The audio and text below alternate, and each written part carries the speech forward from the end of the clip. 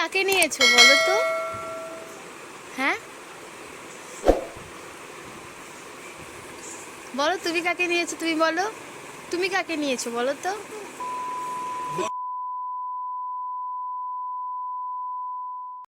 Hello বন্ধুরা, তোমরা কেমন আছো? আমি ভালো আছি, আশা করি তোমরাও খুব খুব ভালো আছো। কে লাইফস্টাইল ব্লগে তোমাদেরকে স্বাগত। সকালবেলা ঘুম থেকে উঠে স্নান মান করে আজকে বৃহস্পতিবার, পুজো দেওয়া কমপ্লিট হয়ে গেছে। তো আজকের ব্লগটা শুরু করছি সকাল থেকে, তো দেখতে থাকো, অবশ্যই ভালো লাগবে। আজকের ব্লগটা আমি শুরু করছি একদম সকাল থেকে। তো দেখো, সকালবেলায় আজকে বৃহস্পতিবার, প্রথমেই বললাম আজকে বৃহস্পতিবার, ঠাকুরের কাজ মাজ করে সব করা হয়ে গেছে, আমার পুজো দেওয়া কমপ্লিট হয়ে গেছে। তারপরে আমি এদিকে মাম্মা যখন ঘুমায় তখন আমার পুজো দেওয়া কমপ্লিট হয়ে যায়। তারপরে পুজো দেওয়ার পরপরই মাম্মা ঘুম থেকে উঠে পড়ে। আবার কয়েকদিন এমনও হয় মাঝে মাঝে তোমার আগে উঠে পড়ে, তো হয় এরকম ভাবেও হয়। তারপরে আমি এদিকে যতটা সম্ভব পারি আর কি, ও ঘুমিয়ে থাকে তার আগে আমি পুজোটা দেওয়ার চেষ্টা করি। যেহেতু আমাদের বাড়িতে পুজো অত তাড়াহুড়ো করে দেওয়া যায় না, অনেকটা লং টাইম ধরেই তারপরে পুজোটা দিতে হয়। তো সেই কারণে আমি যতটা তাড়াতাড়ি ভোরবেলায় ঘুম থেকে উঠে পুজোটা দেওয়া কমপ্লিট করি। তারপরে এদিকে মাম্মা ঘুম থেকে উঠে গেছে, আজকে পুজো দেওয়া আমার কমপ্লিট হয়ে গেছে। তারপরে আমি এদিকে বিছানাটা গুছিয়ে নিচ্ছি।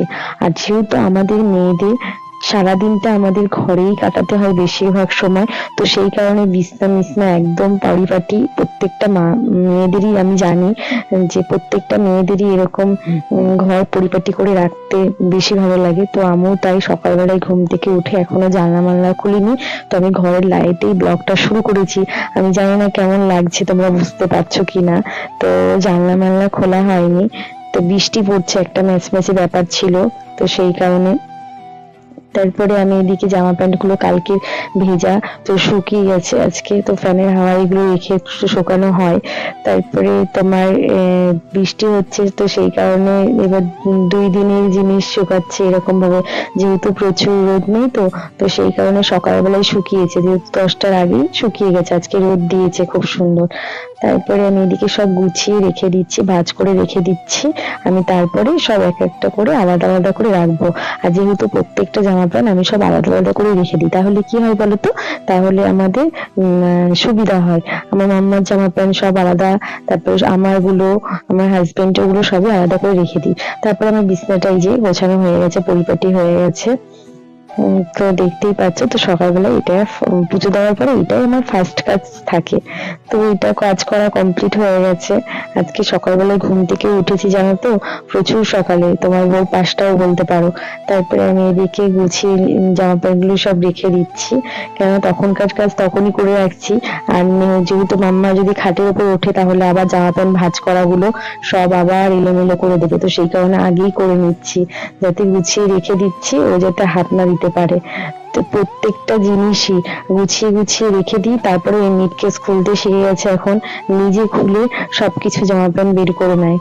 তো এইভাবেই চলে আমার সারাটা দিন, আমি গুছাই, ও একদিকে মানে নোংরা করতেই থাকে। তারপরে এদিকে সকালবেলা আজকে করেছিলাম পাস্তা, মাম্মির জন্য করেছিলাম আর আমাদের জন্য করেছিলাম। আর গোটা গোটা লঙ্কা দিয়েছিলাম, তো একবারে এইভাবেই করি আমরা। তো গোটা গোটা লঙ্কা দিয়েছিলাম, তো আমরা লঙ্কা এরকম ভাবে কামড়ে কামড়ে খেয়ে নিই। তো তারপরে এদিকে মাম্মাকে যে এরকম ভাবে দিয়েছি, তো লঙ্কাটা পড়ে গেছে, আমি বুঝতে পারিনি। তো তারপরে এইদিকে মাম্মার কথাগুলো শোনো তোমরা। পাস্তা ভালো লাগে তোমার? কতটা? খাও খাও। দাঁড়াও, আমি তোমাকে একটুখানি হাতে ধরিয়ে দিই, আমি একটু করে দিই, আমি একটু করে দিই। না, হয়ে গেছে হয়ে গেছে।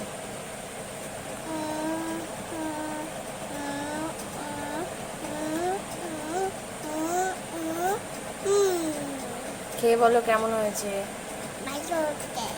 ভালো হয়েছে, থ্যাংক ইউ বলো। কি দেবো? ডাল খায় কেউ? হ্যাঁ কথা।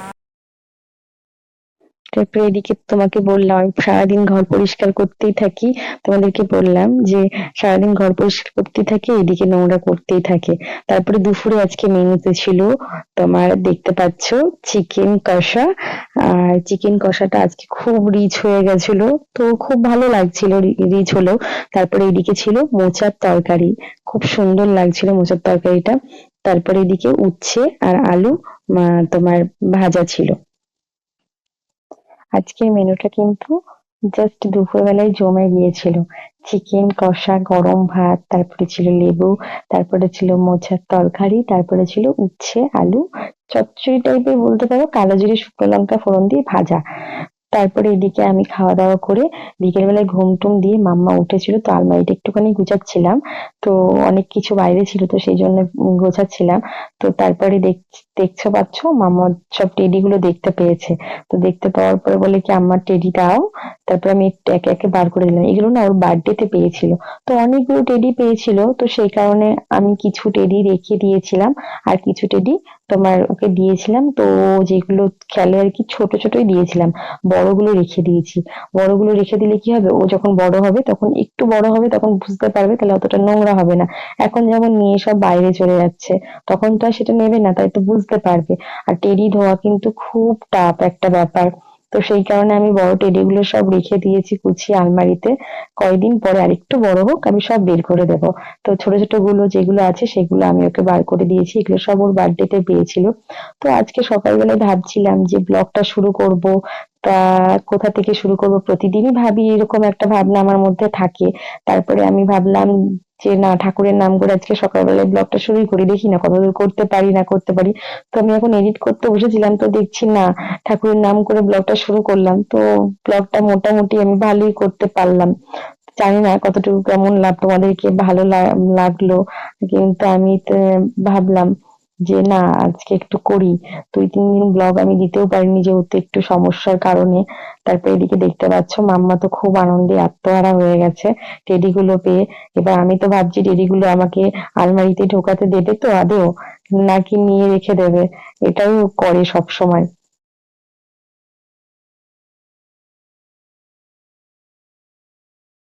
তারপরে মাম্মাকে সন্ধ্যাবেলায় খাইয়ে টাইয়ে নিয়ে তারপরে ভাবলাম কি একটুখানি আজকে যাব ওর পিপির বাড়ি।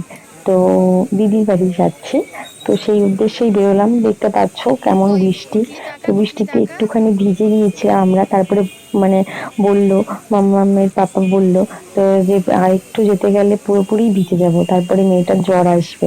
তো তারপরে কোথাও একটা দাঁড়ালাম আমরা। তো এইখানে মার্কেটের সামনেই দাঁড়িয়েছিলাম একটা দোকানে, তারপরে চলে এসেছি। দেখতে পাচ্ছ আমরা দুজনে কিন্তু বুঝতে পারিনি একই জামা পরেছিলাম। তো এক মানে এই একই হয়ে গেছিল। তারপরে এদিকে এরা তো গুটলি গুলো সব খেলছিল, খুব আনন্দ। দিদিকে বোন পেলে খুব হ্যাপি, আর বোন ও দিদিকে পেলে খুব হ্যাপি, যেটা আর কি হয়। তারপরে এদিকে খেলাধুলা করছিল। তো আজকের ব্লগটা কিন্তু আমি এখানেই শেষ করছি, আবার নেক্সট কোনো ব্লগে খুব তাড়াতাড়ি তোমাদের সাথে দেখা আচ্ছা হচ্ছে। আচ্ছা। আর অবশ্যই চ্যানেলটা সাবস্ক্রাইব করে নতুন তাহলে এখন বন্ধু কি হয়ে করবো? পাশে থাকবে। সুস্থ থাকবে, ভালো থাকবে। আর বাই বাই। ভিডিও চাচ্ছি না বলে